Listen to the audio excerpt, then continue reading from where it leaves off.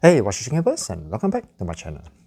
So in today's topic, we will talk to you guys about 5 common stream breeding mistakes and what they are. So the very first one is that we shouldn't assume that all streams are easy to breed. I think that is one very common myth that people or breeders or hobbyists think that all streams are equally the same, meaning that if we're gonna have success in one, like for example PRL, and then we will be able to breed the rest of the Caridina streams.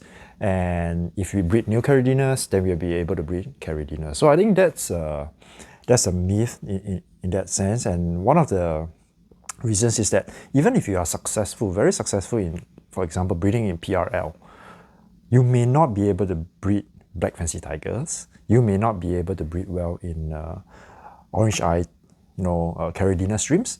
And if you are breeding, like for example, common Neocaridinas, and you think that you are very successful in Neocaridinas and you want to just go into Caridinas the same way as you are doing Neocaridinas, then you're bound to experience a lot of different things. So I think that is the very first thing, very first common mistake that a lot of hobbyists think that whenever they come into a hobby and they have some successes, and then they start to think that, okay, I'm just going to venture into more difficult ones, and then they get setbacks and they ask the question like, why is it so different? So I think that's the very first thing that we want to really deep dive into today's topic about. We cannot assume that all the streams are easy to breed. We need to really categorize them into very different areas. Like for example, from a Caridina perspective, we will then categorize them into like crystals, like crystal streams, and like PRL, PBL, Black Ninja, Santas. These are the one category where we have them together as one. So they are more or less, in terms of their water parameters, more or less the same. And then we have the Taiwan bees, then we have the tigers, the orange eye. So those are being categorized by itself. So we do not mix them in terms of the information or the data set in breeding them. So that's the very first one that we want to talk about, that not all streams are created equal and they are not all the same. They don't breed all the same as well. So the second thing we want to talk about is really, don't assume that the higher the frequency of breeding, it means that you are doing great. And I think one of the things that we have to think about, definitely we need to have the streams to breed, which means that it will then tell you that, okay, your water parameters are right and everything is right, and then they start to breed and breed. But if they breed too much, it also waters down the genetics, in the sense that the juveniles you will start to see a lot of washout streams. You will start to see a lot of deformities. You will see a lot of other things that will then appear because of weak genetics. That is not due to the weak genetics, but it is actually overbreeding. Like for example, in the animal kingdom, if you keep having like a lot of breeding cycles, it will actually drain the female's genetics out, and the health of the female streams as well. So we really want to kind of like boost them up, have the stream to have that strong health before we want to really like beef the female out, or you get that female robust and ready to have that breeding cycle again. And the reason for doing that is because you really want your offspring to be of a certain health, because if the female is weak, then the offsprings will also be weak. So we want the females to be really strong, and that is why, if we keep getting them to breed, it is also not a true sign that that you have great success. So I think controlling the breeding cycle, that is also something that we have to keep in mind, so that we don't wash out we don't wear out the female, which is or a very good female in that sense. So that's the second one. So the third one is check your water parameters. So I think even with 100 over tanks, I mean, I've visited many breeders who have even more than 100 tanks. And people ask, how do we actually test our water parameters? I think the very first common thing that is that we do test our water at the very beginning of when we started this hobby and when we are starting to learn. We kind of like stick to a process. Like for example, if we are doing like ADA soil or fluvial soil, basically you cannot change the pH without adding other things to it. Like for example, if you use ADA soil and then you get a pH of 5, you use fluvial soil, you get a pH of 5.5 and 6. That you cannot change. So usually from that perspective, we will not then kind of like keep testing every single tank. We will learn and then we will test it and then we will kind of like stick to it. So for me personally, when do I actually test the water parameters? I think whenever there's a change in, like for example, soil type, then yes, I will do a test for all. And if let's say we are doing a new remineralizer, yes, definitely, then I will also test as well. So do I use test kits, test strips, or test pen? So I use all of them. One of the things is that, because when we do test strips, it's much faster. It actually gives you an indication, a direction of where the values are. And then if we need more data or more accurate information, we will use test kits. Like for example, GH. We can use test strips and then we go in and then kind of like have a balance, have a range. You kind of like know where they are, but you don't really know exactly what it is. And then we will use test kits to actually measure.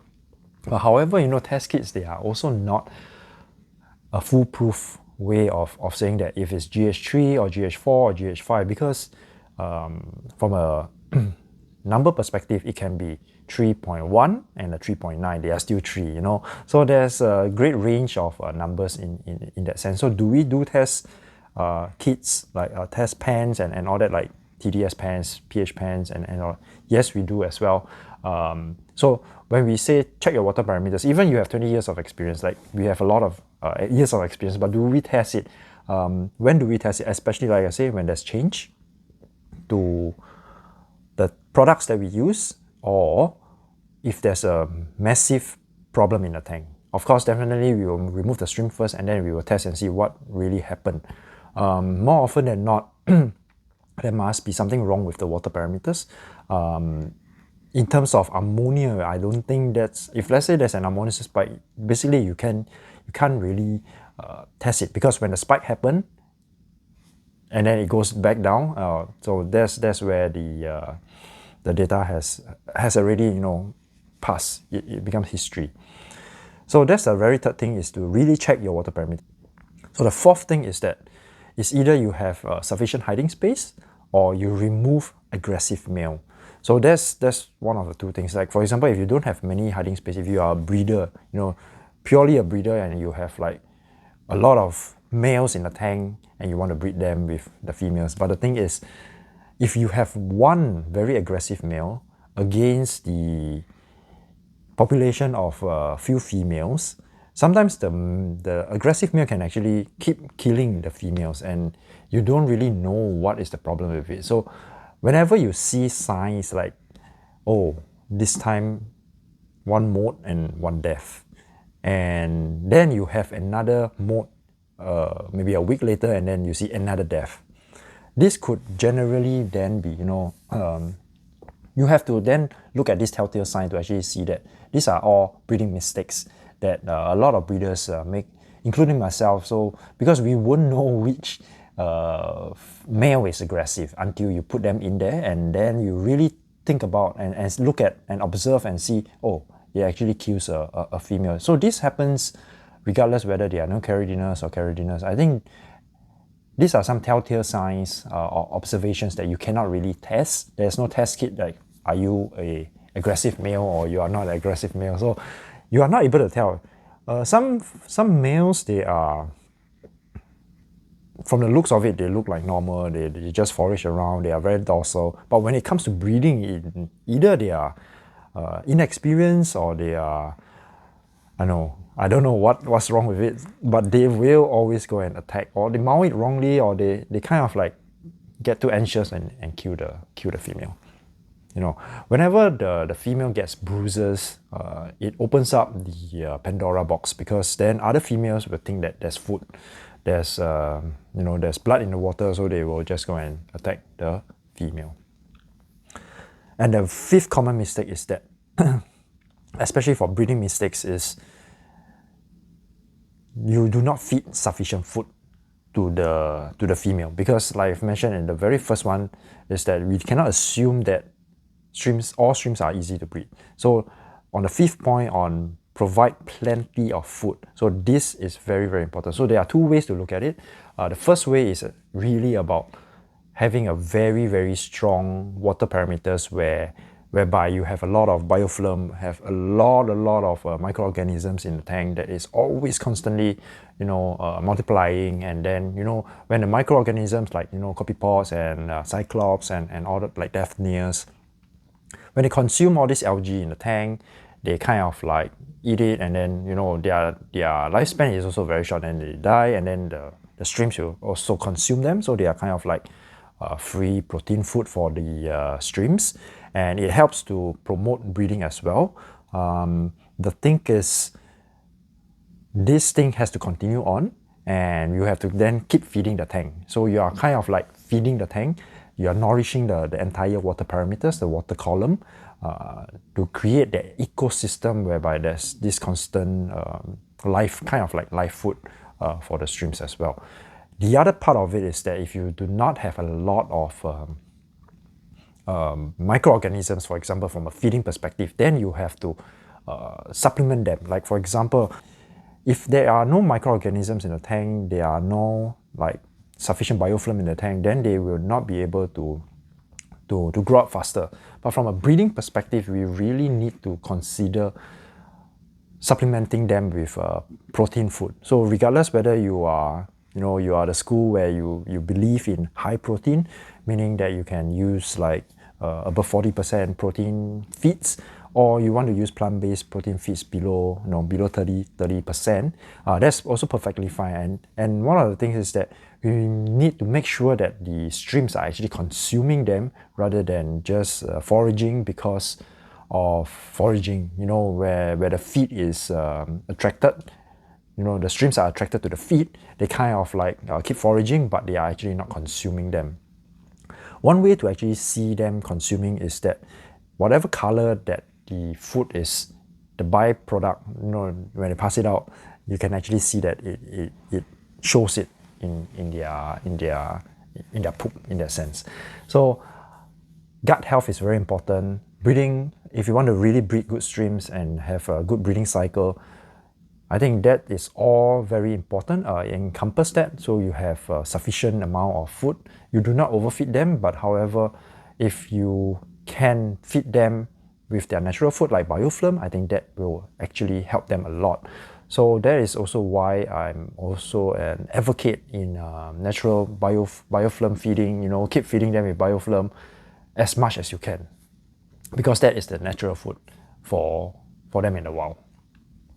So yes, so thank you guys for watching this video. I hope you guys have learned something from this video. And for those who are new, please remember to subscribe. And then till next time, peace out.